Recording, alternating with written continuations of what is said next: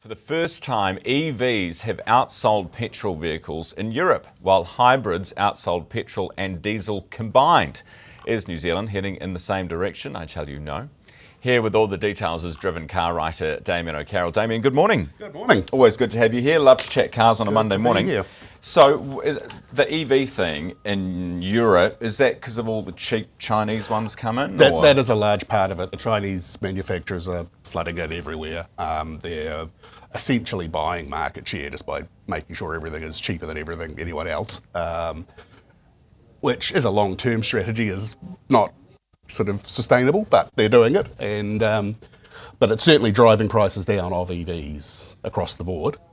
We are seeing it here as well. But yeah, it's the goal that they will loss lead, dump the cars for such a long period of time. You put your competitors out of business and you own the market. Basically, yeah. Right. Get the name established too. It's hard to establish new names, and especially the Chinese. Some of the Chinese names are challenging to the European ears. Yeah, yeah.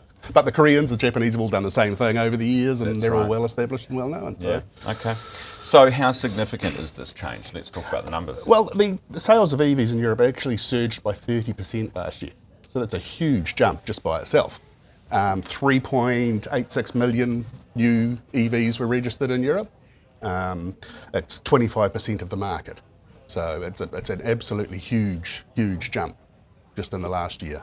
What about Norway? You were looking. I was talking about Norway this morning. Well, Norway is fascinating. Norway had a target of 2025 to hit 100% new vehicles sold being EV. Just missed it. At 97.4% of new vehicles. All new vehicles sold are EVs in Norway. So anyone who's buying a new car in Norway is buying an EV? More or less. Yeah. Yeah. There are statistics to show that a lot of them probably still own their petrol vehicles as well. But as far as new car sales go, they're buying EVs. Norway's interesting because it's got a population fractionally larger than New Zealand. I think it's about 5.6 million. Land mass is 40% bigger than New Zealand, and yet they've got 9,500 public chargers. Wow. We've got about 1,400. Yes.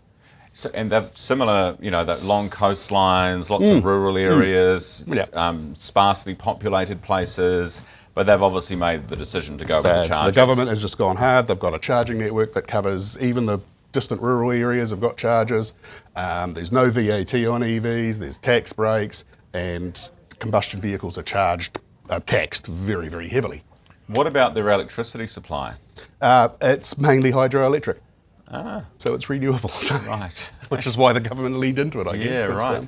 Yeah. Okay. So there's a lot of parallels to the New Zealand market, apart is. from the actual uptake of EVs. Yeah, I think people these days, because the EVs, people have come off EVs a bit, but if the hybrid, everyone I talk to goes, oh no, I wouldn't mind a hybrid because you've got the best of both worlds. Yeah, well that's what they're finding with the European figures too.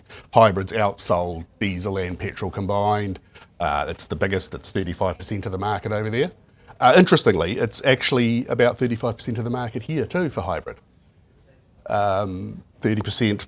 Like proper, just straight hybrid, and about 5% plug-in hybrid. So fascinating.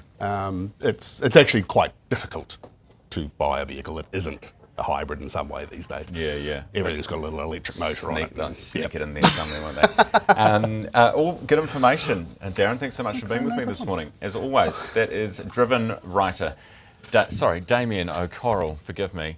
O'Carrol, forgive me again. Thanks for being with me this morning. I look forward to our next chat. Right.